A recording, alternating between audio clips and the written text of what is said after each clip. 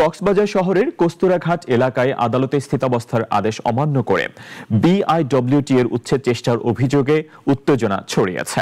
স্থানীয়রা টায়ার জ্বালিয়ে কক্সবাজার খুরুশকুল সড়ক অবরোধ করলে তীব্র যানজট সৃষ্টি হয়।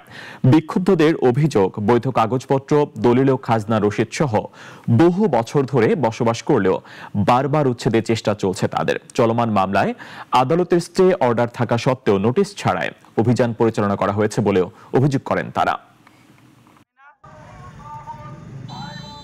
জায়গা আমাদের থেকে কেড়ে নিতে পারবে না, ওরা অবৈধভাবে আমাদের জায়গা নিতে চাচ্ছে, আমাদের জায়গা আমরা দিব না। আপনারা কেন জনগণের উপরে স্টিমুলার চালাচ্ছে?